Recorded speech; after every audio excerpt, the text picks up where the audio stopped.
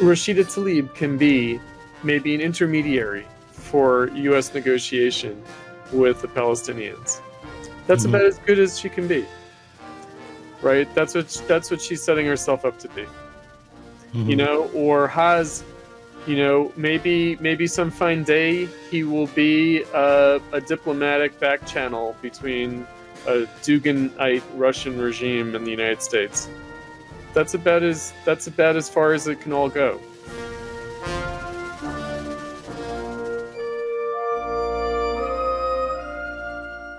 All right, welcome to the Cutronezone again.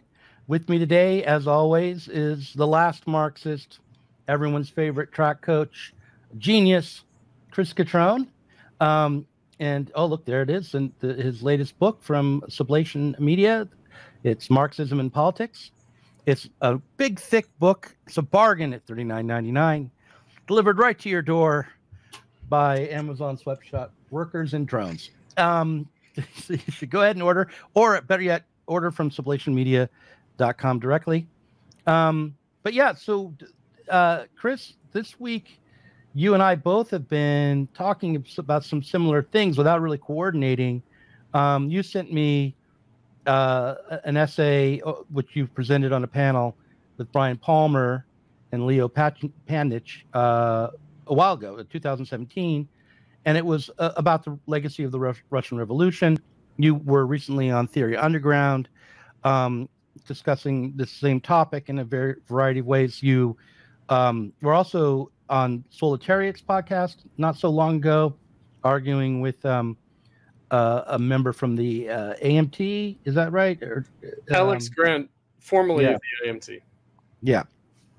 And a Trotskyist. And so it's an odd thing to be discussing in a way right now, because it seems so far away from actual politics, and when everything's dominated by the election and the silliness. The Russian Revolution.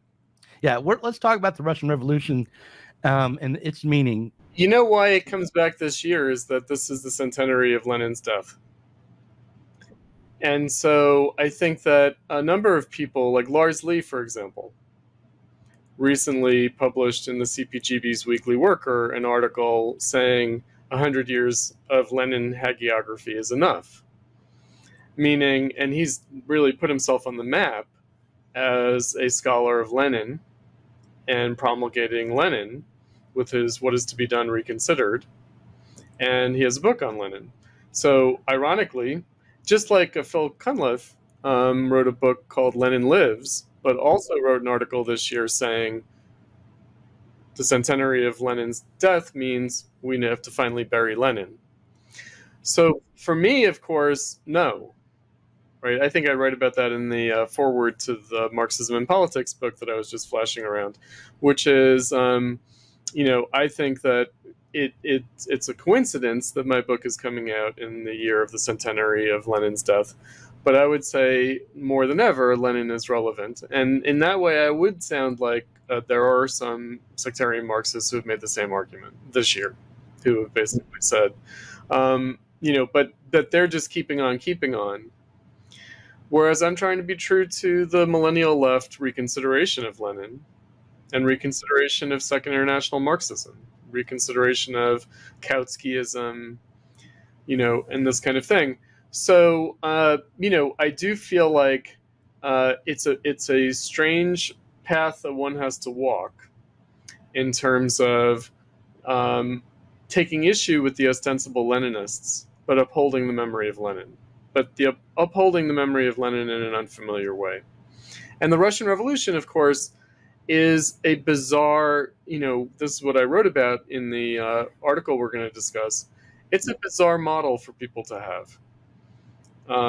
You know, it is a strangely inapplicable model that nonetheless is the only proletarian socialist revolution in which the workers did take power in a country, in an entire nation state.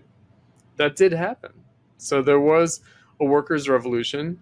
There was a proletarian socialist revolution. There was a workers' state, a workers' government.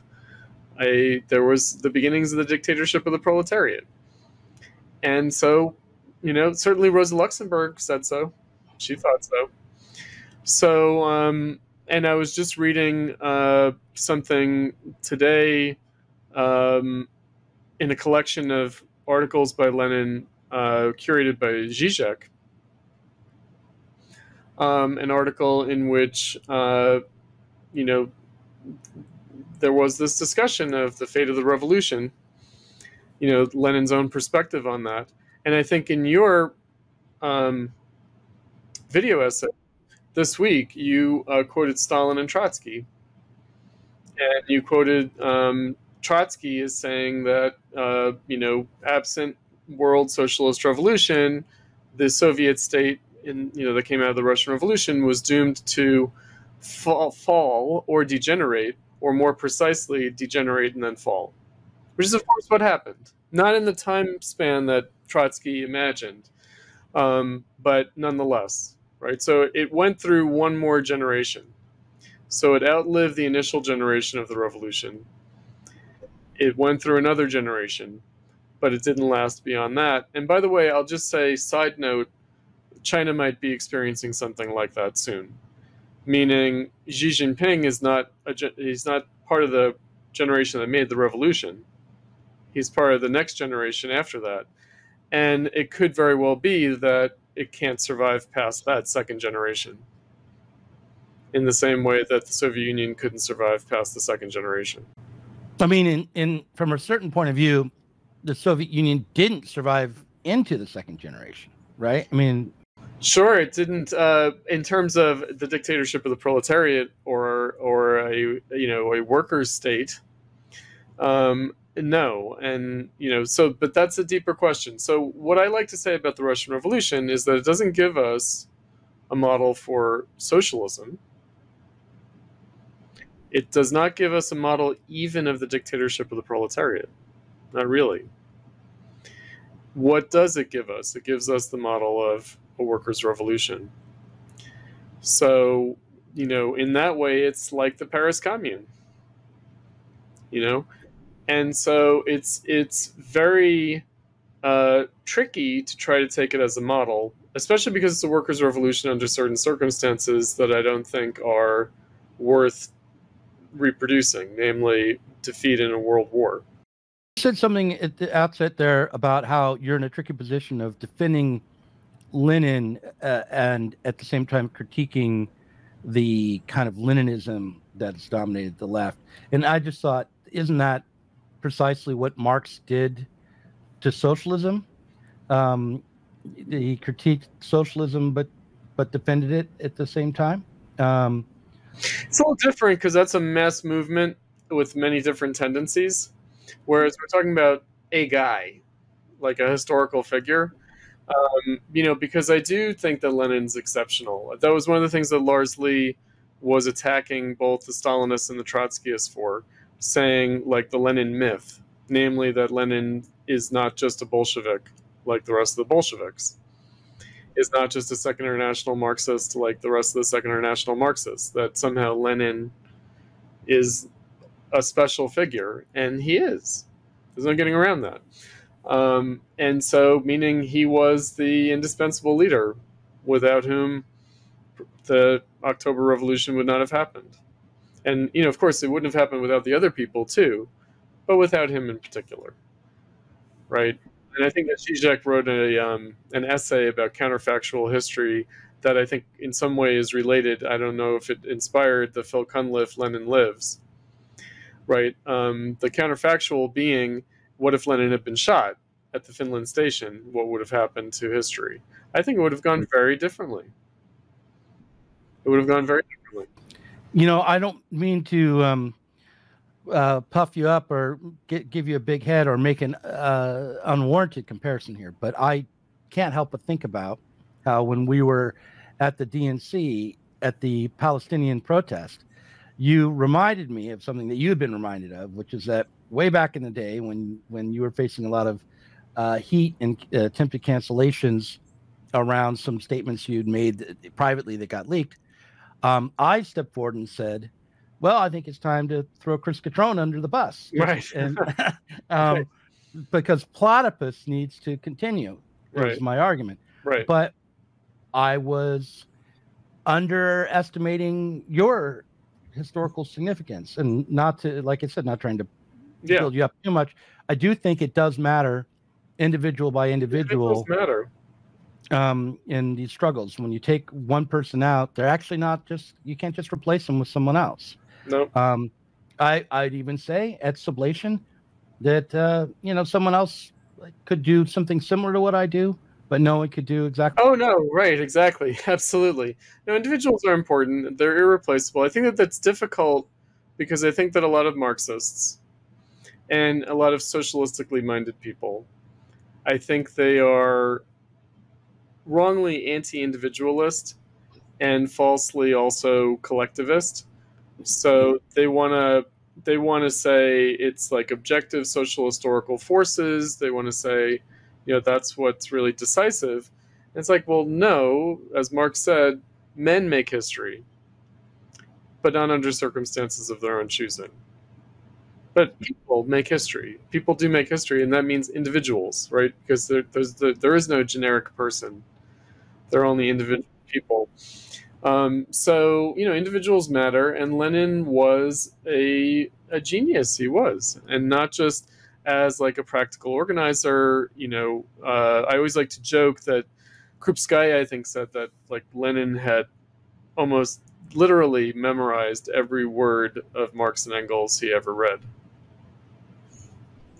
You know, like he was a Marxist in a way that Kautsky was not. Because it would have seemed strange to Kautsky, someone who knew Marx and Engels personally.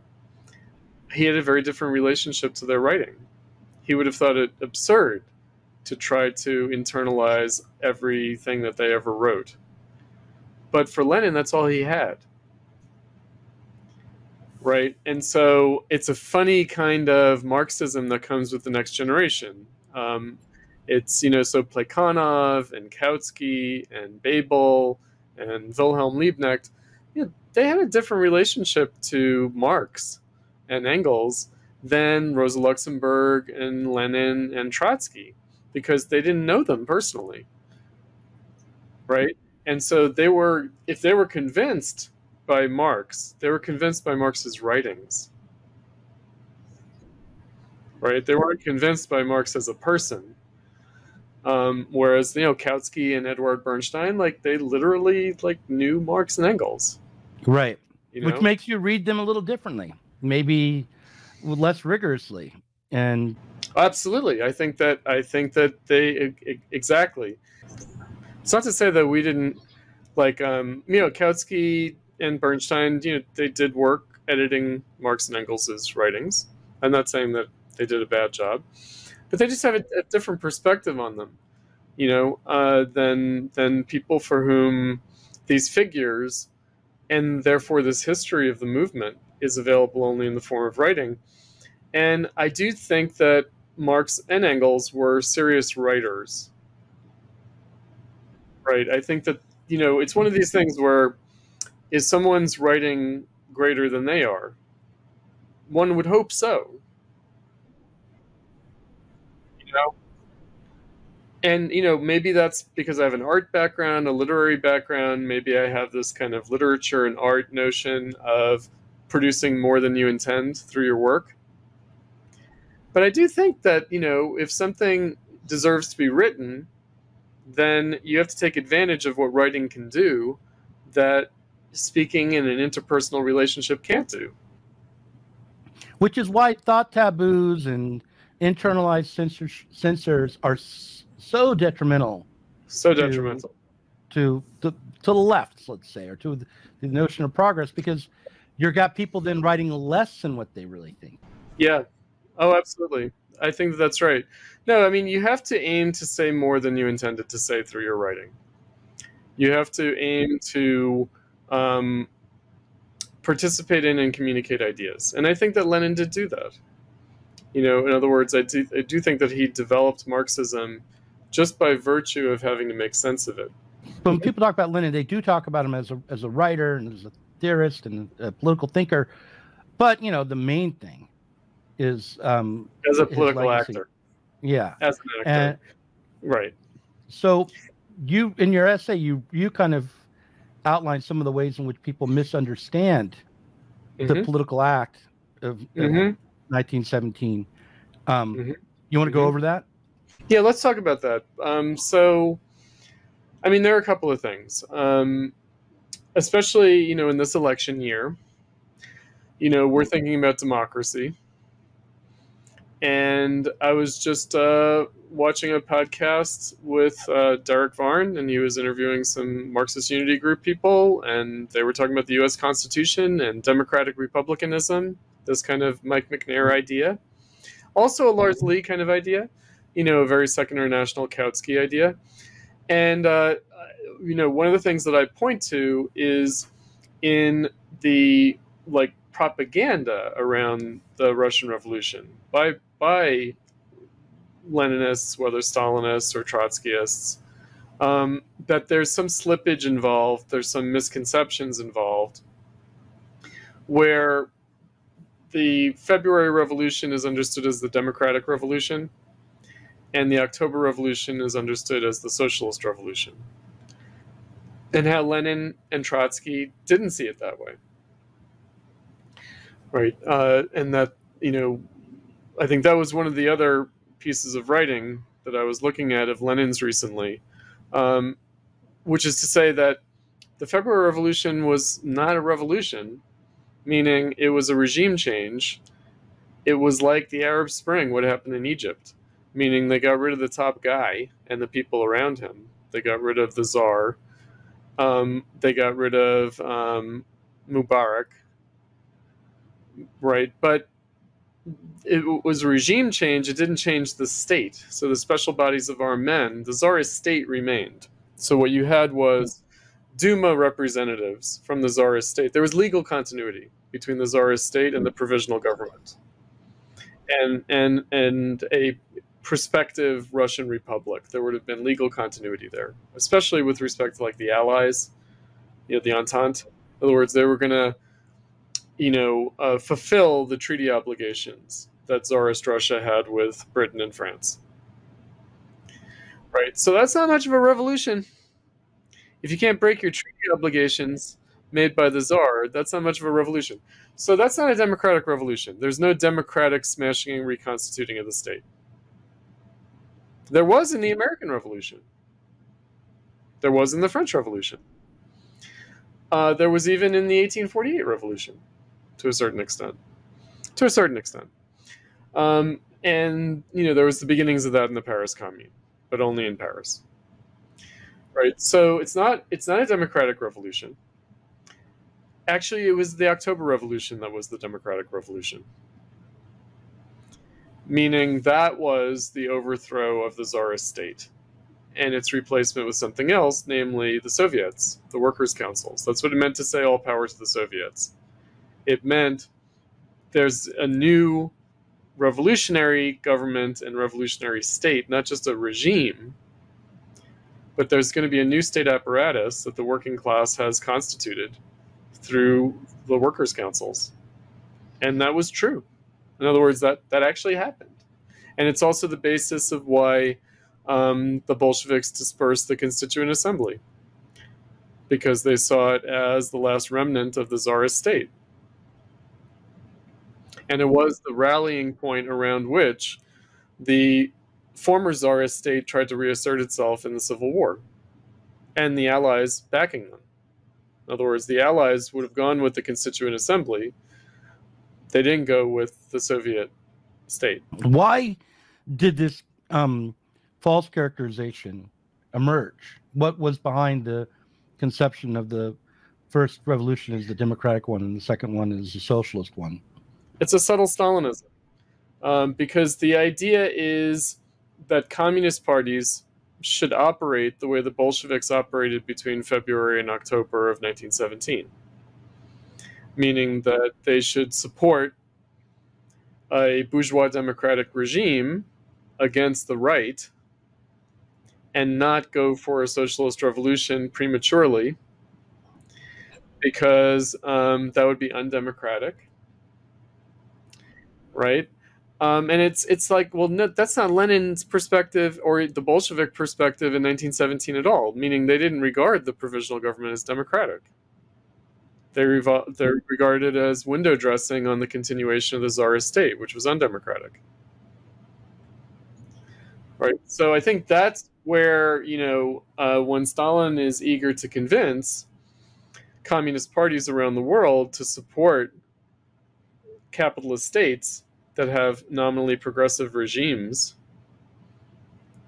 like the Chinese Revolution, the Chinese Republic, the Chinese nationalists, Chiang Kai-shek, right? That they have to say, well, look, do what we did. So they had to revise what actually happened. They had to revise and also, for good measure, take a swipe at Trotsky for permanent revolution, which is of course not original to Trotsky. It's an old Marx idea.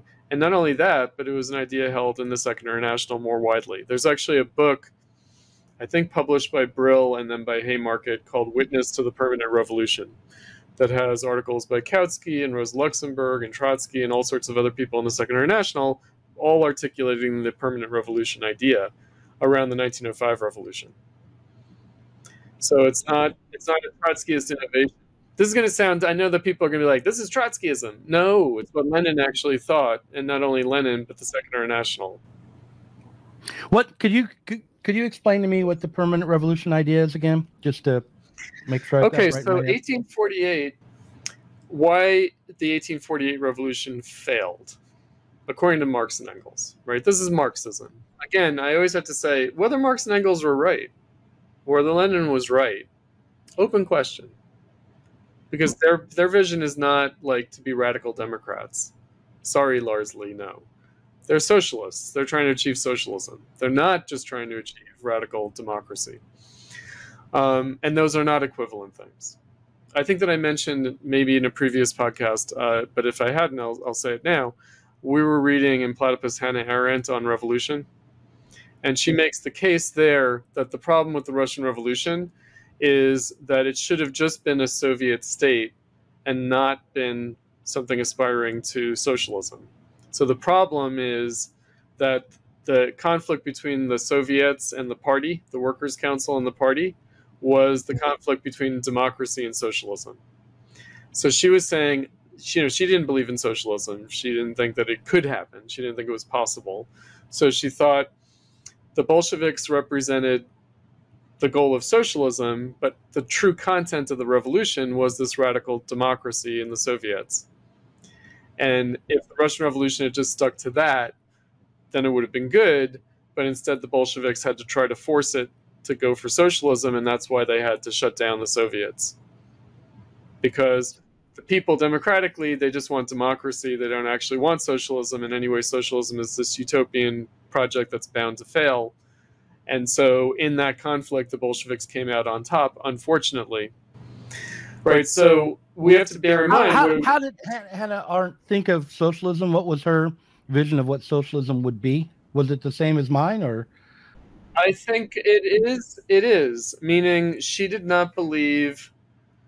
she has a complex relationship to this as a student of Heidegger. It does come from a Heideggerianism.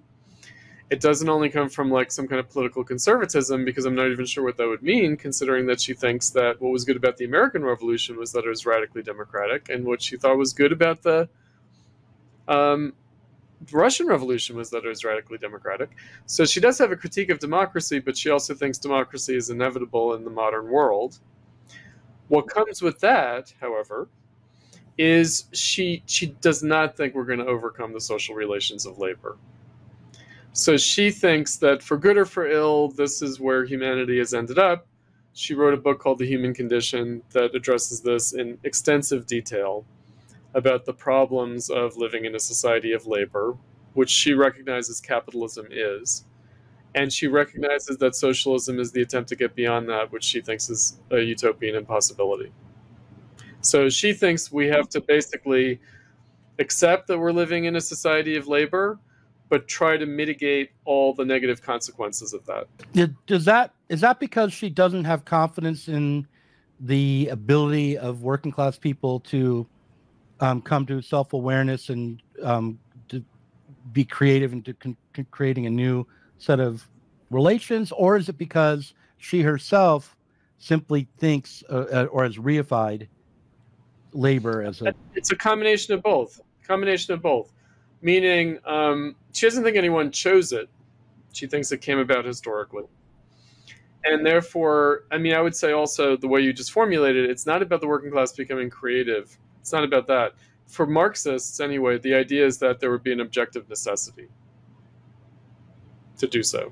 In other words, it wouldn't fall to like creative thinking, right? That there would be an objective necessity that would be faced politically only if the workers were in power. Right. Now, she doesn't, she's non-dialectical. She's anti-Hegelian. Right. So she understands that Marxism is this Hegelian dialectical view. And she's like, yeah, this whole idea of labor negating itself, that's just some Hegelian mysticism that will never happen. Right. And that, look, if I were to say that there was a critique of the Marxist project that I have trouble overcoming, it's that one, where rather than, because I would think naturally in terms of you have to be consciously aware of devising some sort of alternative mediating structure, or which is actually not Hegelian. That's not Hegelian. I know. I'm not saying it's Hegelian. I'm just saying that's where I would naturally kind of, due to my history, the way that I've been trained to think forever. Here's my pure esotericism, Doug. My pure esotericism is that politics, especially in capitalism, must necessarily go through misrecognition. But I feel like misrecognition is only overcome through its self-contradiction. Right? So, everyone should know, like, my practical project, the Campaign for a Socialist Party, I think that we've talked about this before. My view is one of generational sacrifice, meaning that the working class has to make the revolution that it will not experience the freedom that might result from that. Right? So, I mean, that's going to seem very crazy to people, except when you realize, so, again, I mentioned February Revolution is like the Arab Spring. Revolutions are going to happen. They're going to happen. The only question is, where does it go? Does it go in the direction of reconstituting capitalism? I would dare say capitalism cannot continue without revolution, and probably can't continue without radical revolution, because it requires that kind of concrete revolutionizing of things that probably politically is held back right now. So, again, I'm not trying to be, just enthusiastic about that, but just to say, look, there are going to be revolutions. There are going to be wars. There was World War I. There was World War II. Probably there will be World War III. There's going to be massive political dislocation, whether in the form of revolution or war. And that is just going to happen because I think that capitalism needs that to continue. And so the only question is whether it can be something other than capitalism renewing itself. And that's where I feel like, okay, so why would the workers ever organize to take power? And why would they ever take power? It would be in a conservative impulse to maintain the social relations of labor, in fact, and to claim the bourgeois right of labor, to claim their socially legitimate civil liberties. They're not just like human beings, but they're citizens. And why are they citizens? Because they work. Like, just very bourgeois consciousness, extremely bourgeois consciousness. And how are we going to get workers to respect the rights of immigrants as workers? Yeah, I mean, it's just old stuff, but it's also just organically there. Right? I was watching a town hall that Vivek Ramaswamy did in Springfield, Ohio. And some guy, by the way, testified. He said, there are a lot of kittens without mama cats that we see. Absurd, but anyway, more anecdotal, whatever, urban legend. But really, it came down to why factories in the area were hiring Haitians and not Americans. And because the Haitians are subsidized by the state. Yes, and that's what Vivek Ramaswamy came in and he said, that's all well and good, factory owners can choose who to hire, but the state shouldn't be in the business of making one group of workers more attractive than another. Right. Right. You might know that he's different from like Vance and Trump in that he's more of a libertarian he calls it libertarian nationalism as opposed to protectionist nationalism. So he's very critical of the tariff agenda, protectionism, and that kind of thing, because he thinks it inevitably is about, as they would say, choosing winners and losers in capitalism. Choosing to help some companies and not others, and he doesn't think that's right. But anyway, but I just thought, he's talking with these people, and basically they're like, we have no problem with these people. We have no problem with them working. We have no problem with them, if they're better for the job, that's fine. The problem is the federal government made a decision to deposit them here. They're subsidizing them, which means that they have more money to pay for things like rent, and they're pricing us out as a result. And that's just not right. And it's like, so in other words, their issue is not with the Haitians, it's with the federal government. It's with the state. And it should be. Right? That's what socialists would say. Socialists would say, don't blame the Haitians, blame the state. Well, guess what? People spontaneously get there anyway. It's not like you have to convince anyone of anything. It's not like you need to make them read Das Kapital to get them there. No. Yeah, but unfortunately, what the Democrats will say is when you criticize our policies, you are being racist towards the You are a Haitians. racist. Exactly. But on the other side, Vance and Trump play into that by saying those people, they're eating your cats, they're eating your pets, playing into that side and they feel like maybe that resonates more with the voters. Did I tell you what my mother said? Tell me. My mother said, oh, it's horrible what Vance and Trump said about them eating cats and dogs.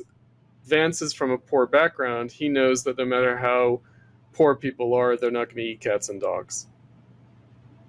Like, in other words, he knows that if someone said that the Appalachians ate cats and dogs, he would consider it to be a horrible smear. So he should know better than to say this about the Haitians. Is there any evidence at all that the culture is different and that they wouldn't eat? No. No. That's why I said the only thing that I can think of is if it's done for voodoo. But otherwise, no, there's nothing. Right. And so, but again, the rights of people as citizens is tied to them being contributors to society. And not like taxpayers. Right. It's like, again, it's not going to be very difficult to make the bridge from everyday common sense consciousness to the struggle for socialism, except for the fact that the existing socialists really do believe that for workers to become socialists, they need to be in solidarity with Hamas, which they may or may not be, and that's fine. But that can't be your litmus test. And it can't be about like raising the consciousness of the workers to understand why they should support Hamas. That's just not a priority in terms of consciousness raising. I think consciousness raising is a bad model anyway. But if you're going to raise people's consciousness, it shouldn't be about these like boutique issues. Yeah, and by the way, it's completely not the same thing, consciousness raising, as education. No, it's not. It actually is not. So in other words, like, can you understand the way the world works based on Gaza? In some ways, yes, but there are a lot of like mediations and leaps along the way. If you just say, oh, Israel, AIPAC, and look at how they, got primaried the squad, right? And these are the people who control our government, and these are the people who are oppressing the Palestinians. It's like, that's a bad education. That's just anti-Semitism, anti-Zionism. And, no doubt a lot of American Jews who are progressives hate AIPAC, right? And, whatever, but it's like, this is just not, in other words, it's not about, or it is, I should say, the Palestinian solidarity protesters, it is about the Palestinians being some kind of cannon fodder for progressive liberal capitalist politics here, which I think is an atrocity. I think that's grotesque, and so, we've talked about that. So, but getting back to it, again, the Russian Revolution was not just a spontaneous uprising of the workers and peasants. It wasn't. It was organized, and it was based on many years and even decades of organizing that had gone on in the working class in particular by the Russian Social Democratic Labor Party, by Marxists. But to get back to it, what I was saying before we got cut off is the Russian Revolution had preconditions at the level of the Second International, because, let's remind people, I think that actually you were talking with Ashley about this, about how in the deep historical past, immigrants were migrant workers. They were temporary. In other words, it's a lot easier for workers to go back and forth between countries. So a lot of Russians worked in the United States, and they helped organize the Socialist Party in the United States, and they also got training in socialist organizing in the United States, and went back to Russia and used that training that they got as workers under more free conditions, right? And still under very repressive conditions. In the United States, it was not easy to be a socialist organizer before World War One. So, there was a lot of shared practical organizational knowledge available to the international working class. I always like to say it was really a cosmopolitan working class. And that was true even after World War One. But, you can read Claude McKay's novel, Banjo, where he's a West Indian and he's working in the United States, he's working in France, right? So, and he's working in England, so especially organizers, like workers who were part of the socialist movement, they could tap into a lot of experience organizationally. And in other words, these different parties in the Second International really helped. So the Russian Revolution is not just the product of the Russian party, it's the product of the German party, the American party, the French party. It is the product of the Second International. I think that people have a very nationalistic view now that is misplaced, and it's wrong. I also think, there are a lot of immigrant workers in the United States who do have organizing experience in their home countries, who come here, and who should be a resource, right? But instead they have to kind of live in the shadows, and they're marginalized, and if the left's interested in them, it's only as immigrants. It's not as workers, working class organizers, and they themselves. There was a guy from Africa on a platypus panel about imperialism, and he's an academic now, but he comes from a left background in Africa, and he has organizing experience, and he was literally like, it's not for me to say how the American working class should be organized. I'm like, it absolutely is up to you to say, because you have experience, like, absolutely. Like, in other words, there's no reason why immigrants can't be leaders of the American working class. Totally. What was his justification for saying that? Well, it was kind of like he kind of believed that, well, he's not American, and therefore. Right? Oh, it wasn't because he was an academic and no longer working class, but yeah, but he still had connections, like in his immigrant milieu and back home as well, and I think he might have been, like a graduate student, like not a full, not like a tenured professor or something, and I just thought, and maybe it was like fish out of water. Maybe, being a graduate student, it's like, look, the experience that he had wouldn't translate into like organizing grad students, right? But there was no milieu in Chicago that he could participate in terms of giving people the benefit of his organizing experience, right? And so instead he can only talk about like ideas, and that's fine, but still, I feel like this is what we're missing. We're missing that. We're missing the practical organizational resources in civil society. I mentioned I was watching a podcast with Varn, and it's like, oh, the importance of attacking the U.S. Constitution, and I'm like, yeah, if you want to become like a legal scholar, if you want to become like an academic in constitutional law, sure, but no, like if you're if you're trying to organize people at a grassroots level for a socialist movement, the Constitution is just not particularly relevant, other than you want to claim all the rights that are available under the Constitution. But it can't be like your target. It can't be like, oh, people need to understand that the Constitution is an obstacle. It's like, well, wait, it has to become an obstacle in practice. Because again, and they were citing all these liberal academics for whom the Constitution is an obstacle to the Democrats. So when we left off before we had an internet snafu, you were describing how Zelensky was recently back in the United States, getting more support for the continuation of the war. I think he endorsed Harris, and if I remember correctly,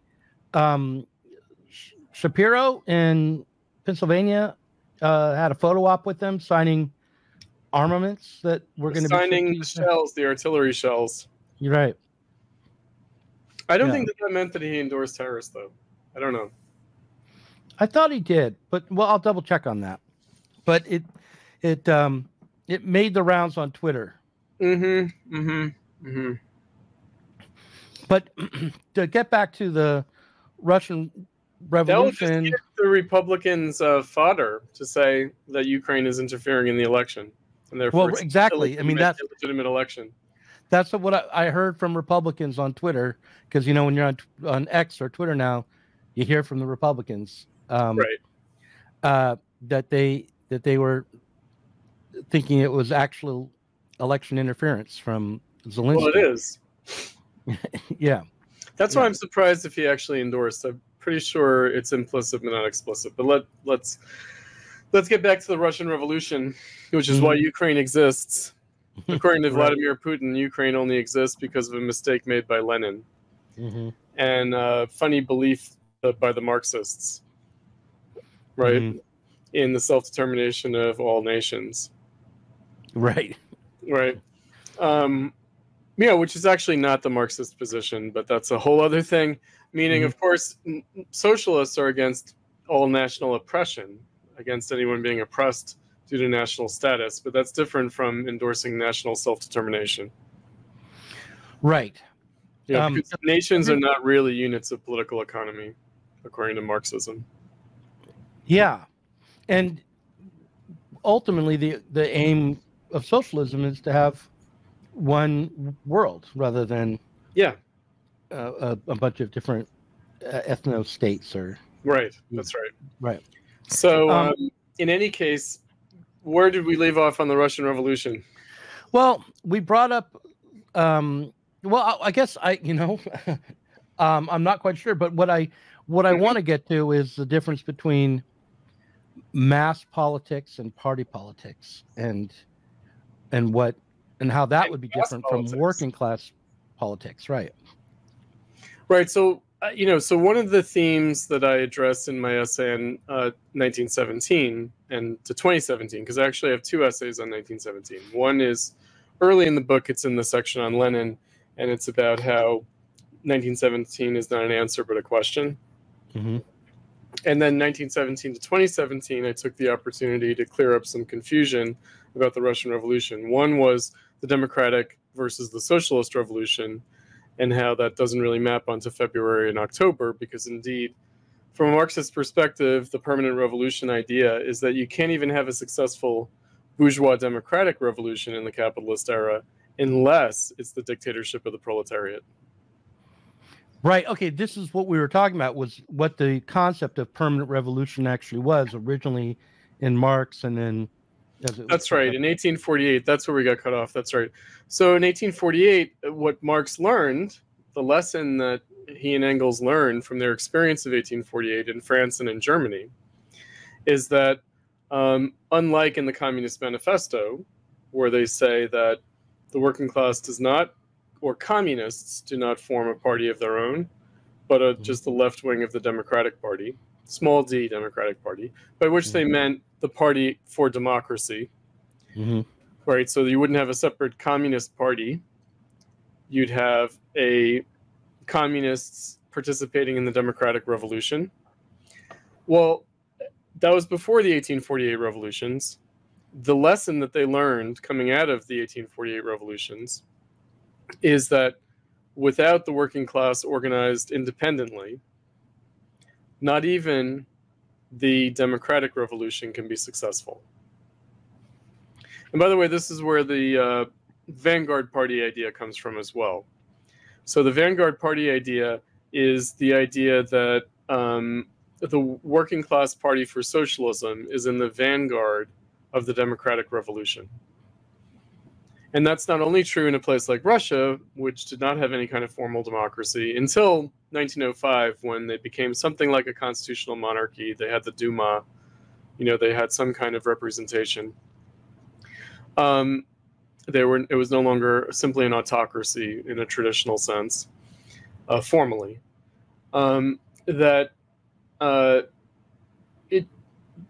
It's not just a Russian backwardness or even a Prussian Empire, like a German autocratic issue, to say that the democratic revolution won't succeed unless it establishes the dictatorship of the proletariat. And one of the criteria for the dictatorship of the proletariat is that it is struggling for socialism. Meaning, if you have a worker state that's not struggling for socialism, then it's not the dictatorship of the proletariat in a Marxist view. Right? So all of these things you have to keep in mind. So the idea there is what I mentioned earlier, which is that from a Marxist perspective, there's going to be a crisis of the state in capitalism. And what that means is that there will be democratic revolutions within capitalism. And of course, to call it a bourgeois democratic revolution is to say a democratic revolution in bourgeois terms, meaning based on bourgeois right, based on the rights of labor, based on the social relations of labor.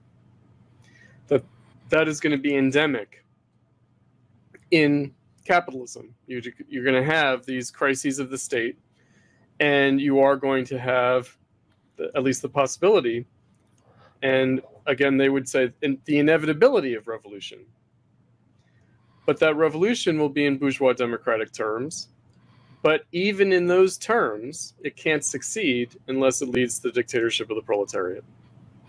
Now, you said that the worker state that isn't struggling for socialism isn't the dictatorship of the proletariat. Why? What does it mean to struggle for socialism again?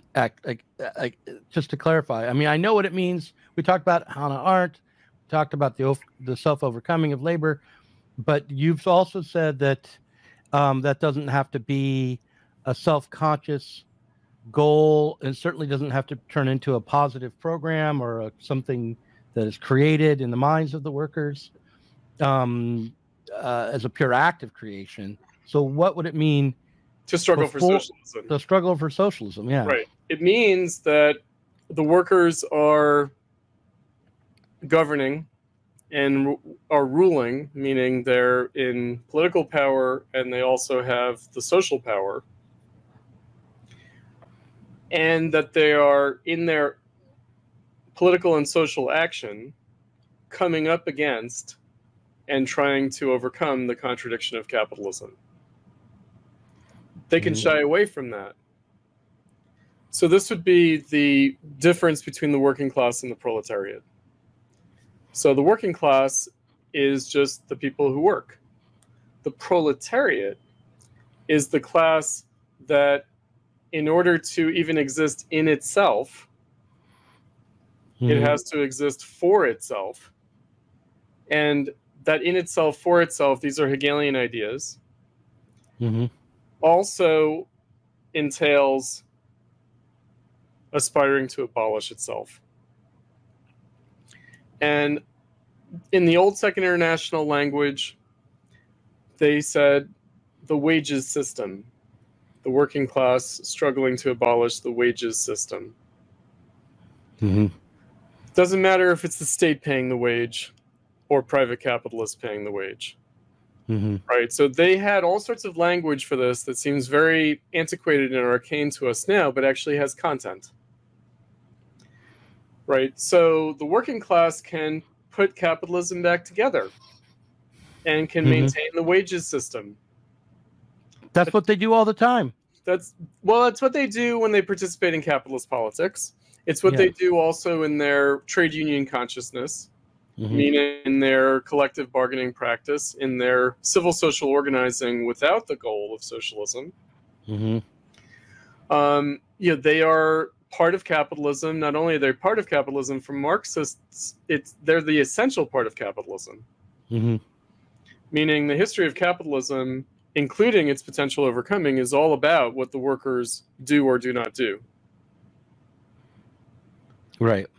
That is the history of capitalism. Indeed, to go back to it, since I know that you love your Das Kapital and Grundrisse, Marx thought the Industrial Revolution was something that the workers themselves brought about through their organizing and collective bargaining and struggling for their bourgeois right in the labor social relation. Right. So, in other words, without that, there might not have been the Industrial Revolution in the way that Marx understood the Industrial Revolution. It also raised the question of whether one still lives in capitalism if there isn't this kind of class struggle. Right. So when people this is the point where you and I have disagreed in the past, and this is the one that's very difficult for me. My understanding is that the drive to innovate, to create super profits, is there within the capitalist system, with or without the wages being haggled over, or without the collective bargaining, or around how many hours a day. The working day. But that's why that chapter's in there. I know it does have a big influence on the not only that, development. It changes the role of technology, meaning the fact that technology, what we mean by capitalism is the contradiction between bourgeois social relations and industrial forces of production. That contradiction doesn't exist as such. The contradiction, the dialectical contradiction, not just things that might be incompatible with each other, but the dialectical contradiction that defines capitalism for Marx might not exist short of the working class constituting itself as such. Now, again, Marx had the benefit of arriving on the scene as a young man in his 20s. There was already a proletarian working class socialist movement in, at that time, the main industrial countries, England and France. We have to remember, the Industrial Revolution didn't go beyond England and France in the 1840s. Right. It existed a little bit in other countries, but in terms of like actually constituting a kind of political economy, in terms of this contradiction, it only existed in those countries. There's the Second Industrial Revolution, where it really takes over in places like the United States, Germany, Japan, and Italy and Russia. But that's not until really kind of after Marx's own lifetime, largely. So, that the full effects of that, like Russia only really is industrialized in the 1890s, but also the United States, the Gilded Age. So, the reason that, because it depends on what we mean by capitalism. We don't mean what everyone else means by capitalism. In other words, there is a Marxist definition of capitalism that is unique.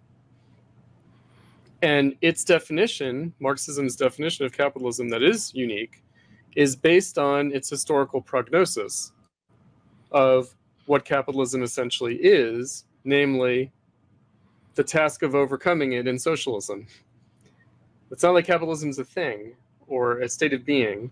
It's a crisis of bourgeois society. It's a contradiction of bourgeois society that points beyond itself. And that's the dialectic. And if you don't have that conception of capitalism, then capitalism doesn't really exist. What exists is private property, markets, etc. Right. That's not capitalism. Right. Commodity production, none of those things are capitalism for Marx. Right. So you don't have the contradiction of the bourgeois social relations and the industrial forces in the 18th century. Right. You don't. They exist, but they're not in dialectical contradiction. Right. Okay. So you would say then that we are living in a post-capitalist world? Or a pre-capitalist world, meaning the civil social organizing of the working class is required in order to manifest capitalism at all. Otherwise, you just have humans and technology, and you have a highly mediated, but maybe not even mediated in that sense of embodying contradiction in the Hegelian sense of mediation, but rather you just have apples and oranges. You just have these things coexisting. And then it's a question of, well, what is the relationship between the social rights of labor and technology? Right? And especially when the social rights of labor are hardly observed by anyone. Like the left doesn't really talk about that. They kind of instinctively shy away from that. They go in the direction rather of the working class as a object of social policy. Right.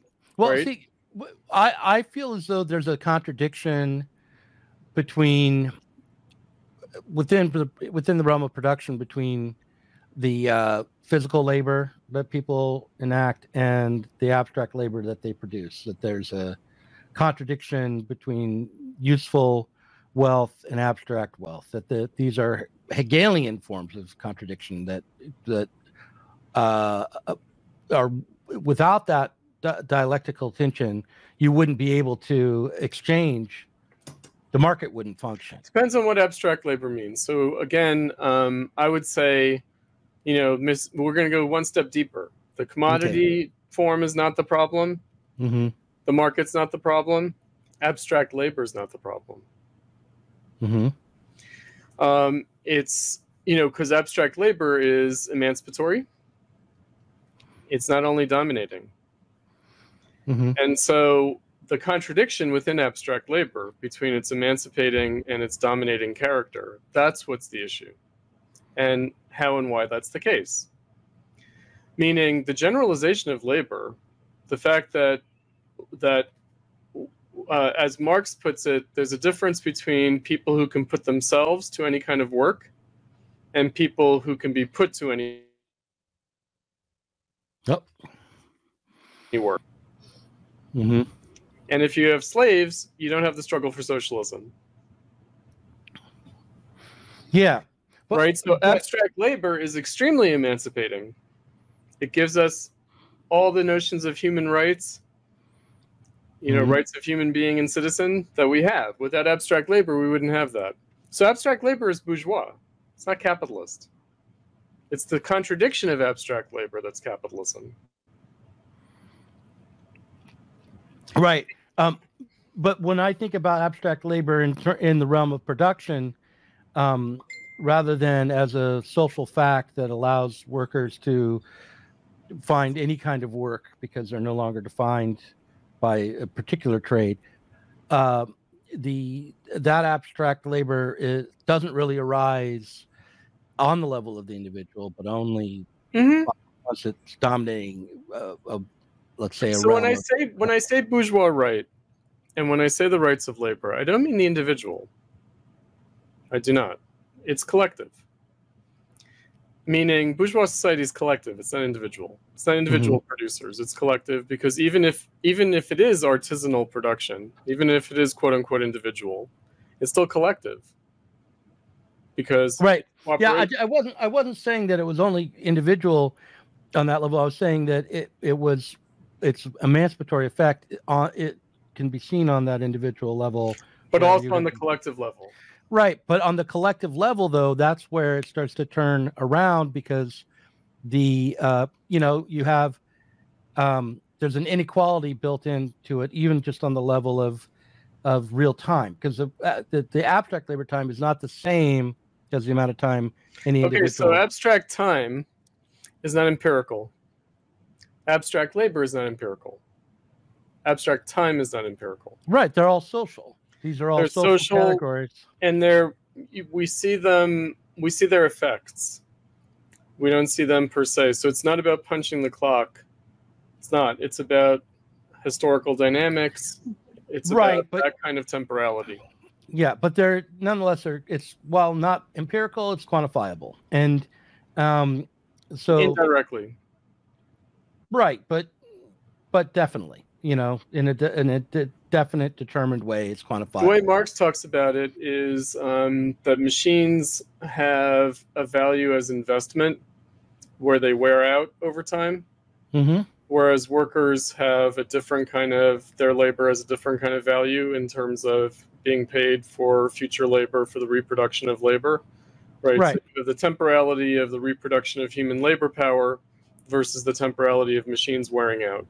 That's one of the ways that he illustrates this. Right, but the other way to consider that is that the dead labor that goes into the dead labor that from previous workers isn't consumed as quickly in production, but so the investment in machines, the machine transfers its value more slowly to the commodity, and it isn't as consumed as quickly.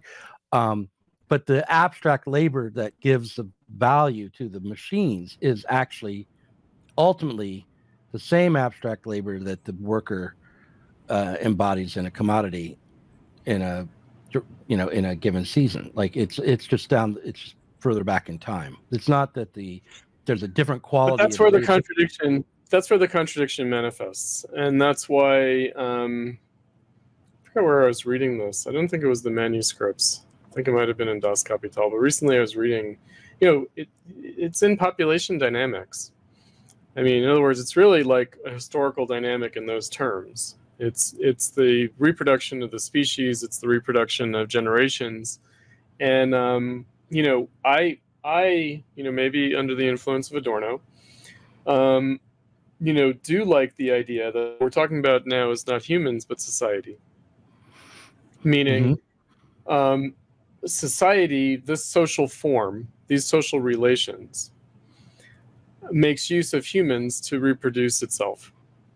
Society uses humans to reproduce itself, rather than I think that the commonsensical view that we would have, and also the bourgeois view, again, as we are bourgeois democratic revolutionaries by default, we have the view that capitalism is a system that we use to reproduce ourselves as beings and as subjects.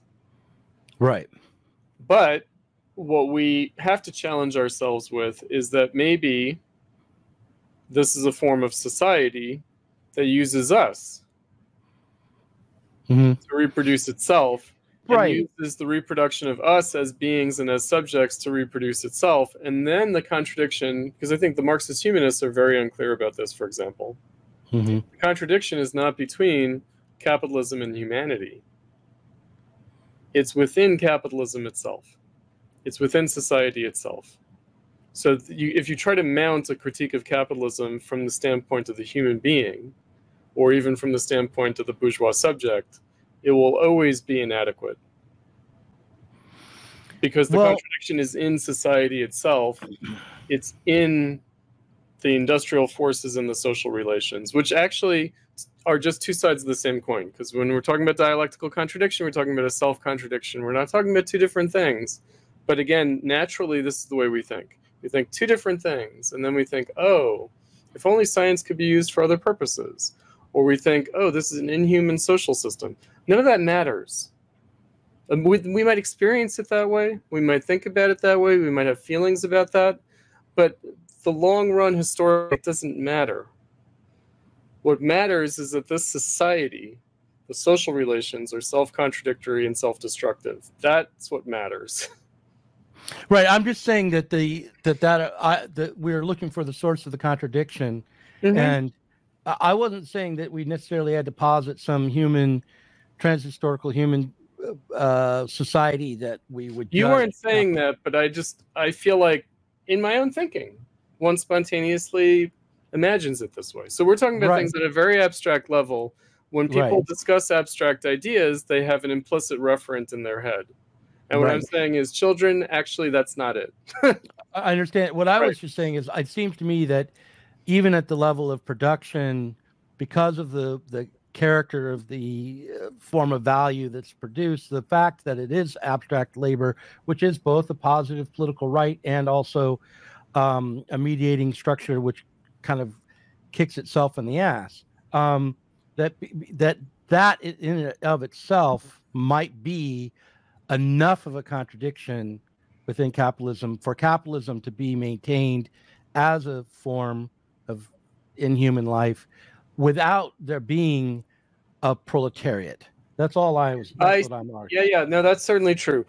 But again, it's kind of like, is it an objective contradiction? Is it a subjective contradiction? It's both. And then the issue is, what's the relationship between those two things? Because I feel like in our time, it's almost as if the objective contradiction happens here and the subjective contradiction happens somewhere else.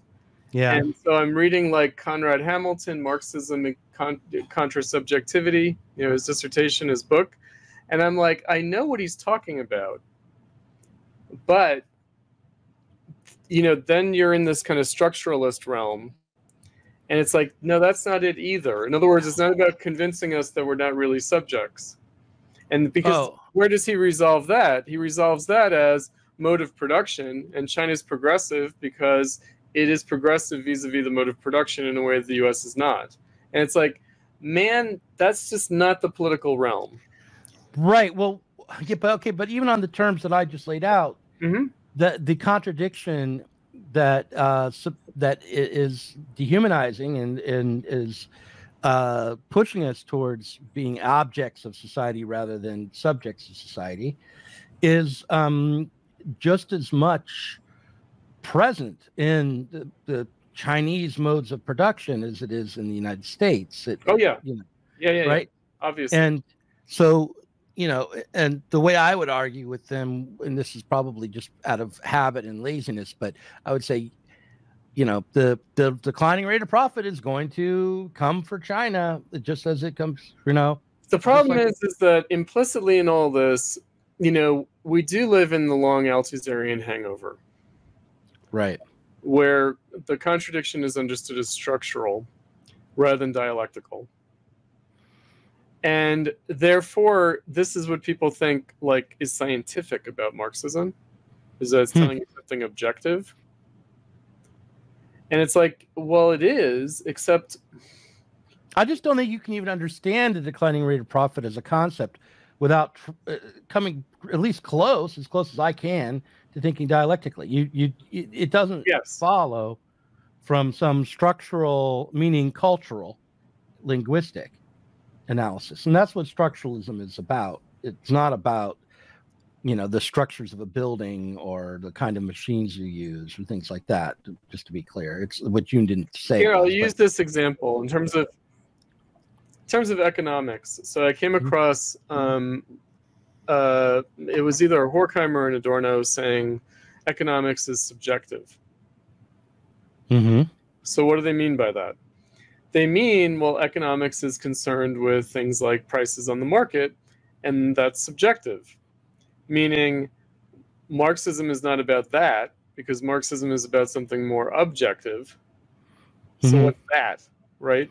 So that would be the dynamics that underlie the prices on the market. I mean, the problem with that is interpreting it properly, because when Marxists talk about economists or economics, they're the numbers in the economy are all subjective, Doug. That's the point. They are. Okay. They are. Okay. They're not empirical data. They are quantifications of human social relations that we measure them the way we do and crunch those numbers the way we do for subjective reasons. Okay. What I was going to say about this is that when it comes down, when Marxists talk about economists, you know, they do talk about people who are something along the lines of like crazy accountants, right?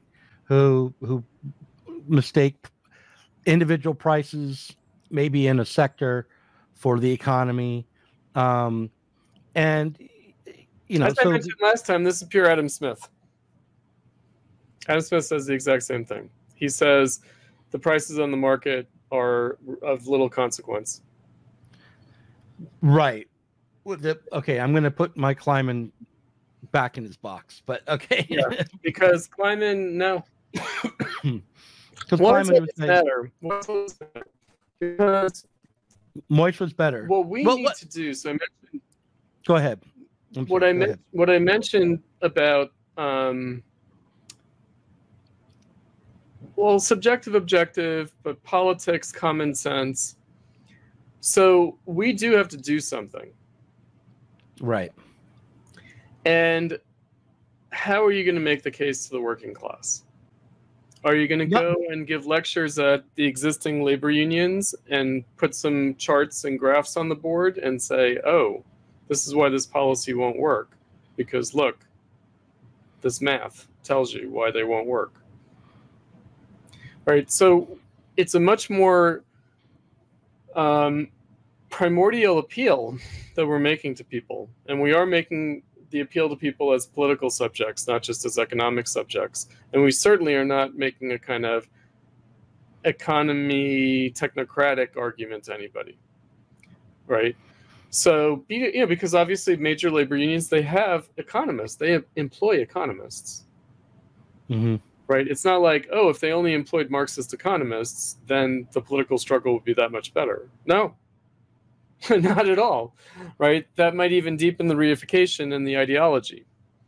I just always thought of it like this: when you do the math and you follow along and you see the charts and the graphs, and you do that enough times, it's a little bit like the computer in the movie War Games. I know all my references are so out of date, but remember at the end of War Games where if you keep crunching the numbers, you blow up the world. No, you actually don't. You shrink back from blowing up the world. Right.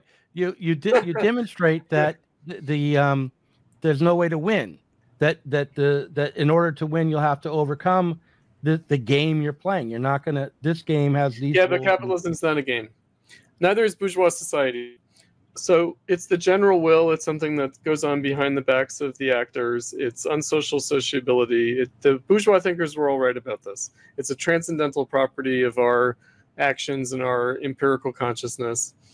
You know, we only register it very indirectly, and not through our private reason, but through our public reason, and again, in a highly mediated way.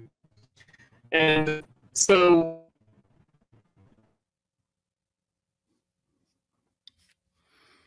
simultaneously, is the he explains something objective that people don't understand in the empirical consciousness. So it's kind of like, you know, a baseball player throws a ball, and that's all well and good, but the physicist is there to explain what that process really is. You know, and so they think that Marxism's like that you have economic actors, but then you need a Marxist to come in and say what the real character of their actions are. No, no, right? That's not what's going on here. So, you know, we need to understand the dynamics of capitalism in order to have the historical view of where things might go, and why we can't just hope for a perfecting of the bourgeois economy, which means the economy of labor, right? We can't just be about tinkering with things to the extent that people maximize the reward for their effort. That's what Cybersyn was for. I mean, look, but the whole point of my analogy with the computer is that they crunched all the numbers and discovered it's a dead end. You run the simulations enough, and there's no simulation that comes up that says, "Oh, this will work." Except it's not a dead end. I mean, this is where you know that I disagree with Grossman and Ted Rees. There's no dead end. Well, it's a dead end if what you're hoping to achieve is some sort of equilibrium where you can create an equality in society. It's not a dead end because it's all going to blow up, but just because it's always going to be in self-contradiction. Why would we want an equilibrium? In other words, the whole point, the freeing aspect, is the dynamism. Right? People want enough equilibrium so that they can know where their next meal's coming from. They can know that they're not going to necessarily be driven into war behind their back. They can know that those are separate things.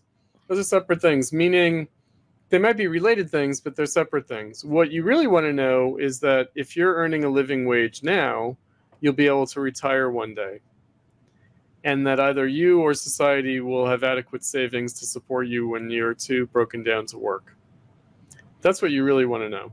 And also that you'll have a job if you're not so old, that you can find another job. Sure, that your children will have jobs. Your children will have jobs, or that you'll have a job if you're young, that the economy is not going to go belly up and 30% of you aren't going to be sent out into the streets. But the question is, what is so bad about things going obsolete? About jobs going obsolete, technology changing, and people having to switch jobs, and people having to move. Is that horrible? No, the problem is when it's just the problem is that when you're describing these periodic deep crises within the capitalist system, you're not talking about one little sector or bookshop or whatever goes under, but another one opens up, and you can go find work somewhere else. And you're talking about globally, everything slows down irrationally. That's what we're talking about, of course. Right. But of course, one doesn't see that other than in bourgeois economic technocratic terms. What one sees is the immediate loss of a job, businesses going under.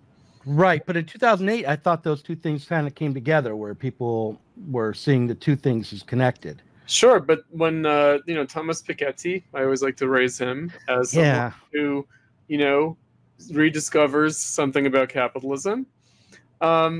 He's not seeing the problem that we're seeing. It's not that he's seeing the same problem but analyzing it wrong. He's not seeing the same problem. But it's both, because he, on the one hand,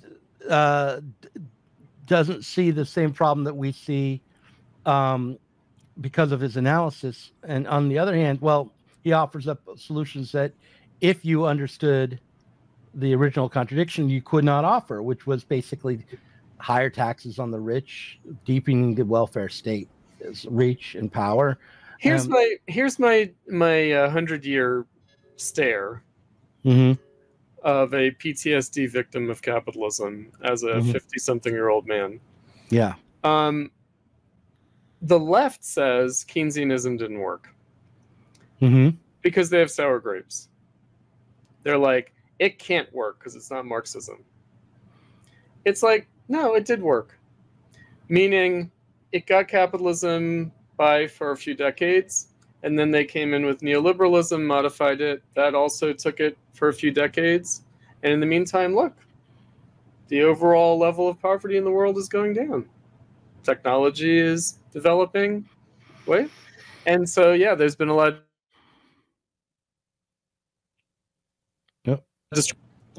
right? So in other words, if we're just here to say nothing will ever work, it will work. But work for what? Right. I mean, look, I don't disagree with that. Ultimately, we do have to have higher aspirations than simply getting through. And Keynesianism worked until it didn't. Right. And the same thing will happen with and that's okay, isn't it? Like, we develop new science, new technology, new understanding. We refine our economic models. We learn trial and error. Why isn't capitalism just a trial and error empirical experiment? Because the Great Depression and the World Wars are not acceptable. Because that's they may not be, but human life is a tragedy, Doug. And now that we have high technology ways of killing each other, the tragedy is more severe. Well, right. I mean, that's the capitalist realism view. But I like to say, look, Right. if you want to point to, I can point out how all of these things are It's a necessary. problem with with capitalism realism dude, Mark Fisher. Yeah. There is a when problem. I say that, I'm not really referring to what he means by capitalism. Yeah, but why is he the patron saint of a generation, our generation, except for the children? Because he seemed to give voice to something, but it's not what we're talking about. Right. No, that's true. He had his moment, but I interviewed him about that book, by the way, Capitalist Realism, and about what I discovered was that his definition of class struggle was actually about caste struggle. It was very British, and it was about whether or not you went to the right schools or were part of the political class, or whether or not you had the wrong accent, or that was all what he meant when he talked about class. He didn't mean, and when he talked about capitalism, he meant a world that didn't have a welfare state that was powerful enough. That for him, a more powerful welfare state, a more capitalism, with adequate redistribution, was socialism, and that was beyond. Let me just reinvoke. Let me reinvoke the Russian Revolution. Okay. And the moment, the historical moment, and the craziness of it. So we've talked about art before. So the sort of Russian constructivists, and I think there were even Russian futurists and the Italian futurists. Yeah. And that kind of imagination, not the socialist realist, kitschy stuff. That's kind of creepy authoritarian and kind of falsely humanistic and actually more inhuman than the abstract art. But the abstract art was sort of embracing a kind of inhumanity too. It was embracing abstract time, abstract labor. It was kind of technologistic. In other words, the socialist realist critique, which is that this is like a mystification of aesthetic form, that's all true. Right?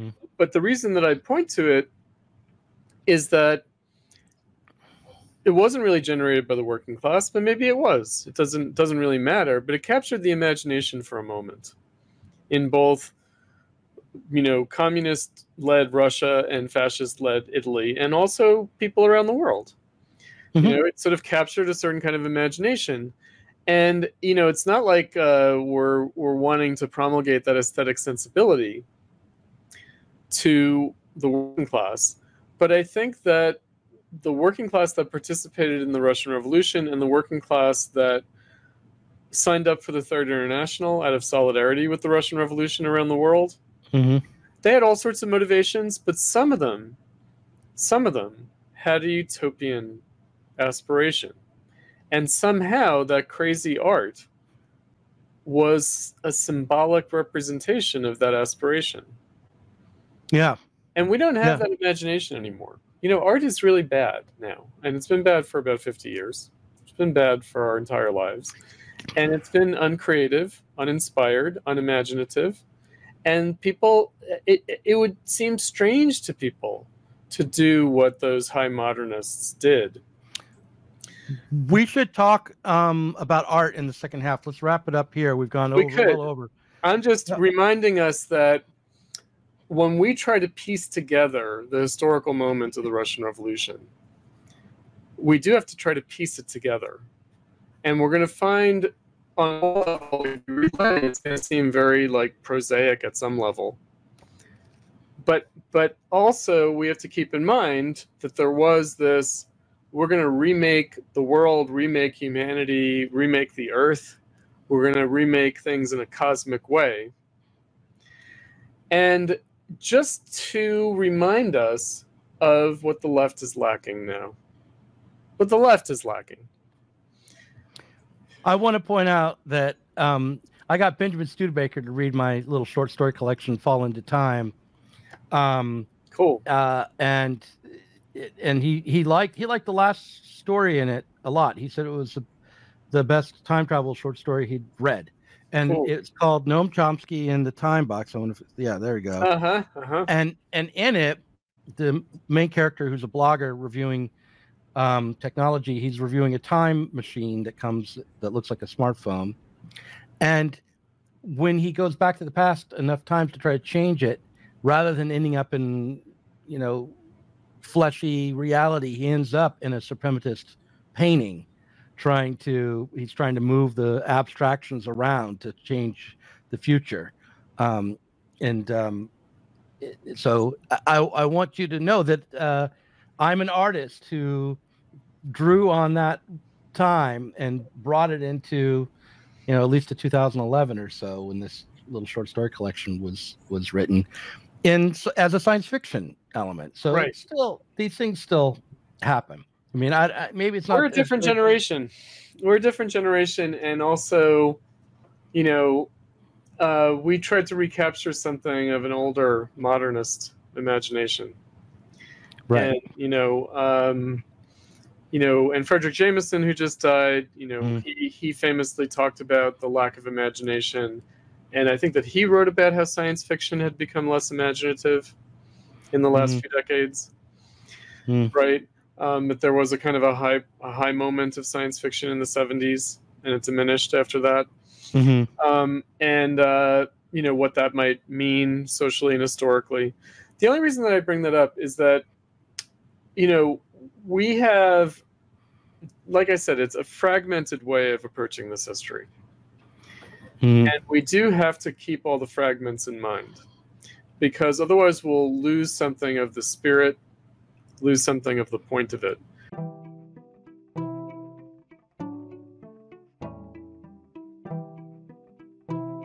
If you enjoyed this conversation, please do consider supporting us on Patreon. Our patrons help to make sure that Sublation Media can continue to provide interviews, videos, books, and articles that are critical of the left from the left. If you are tired of remaining stuck within bourgeois ideologies and politics, help us sublate them both.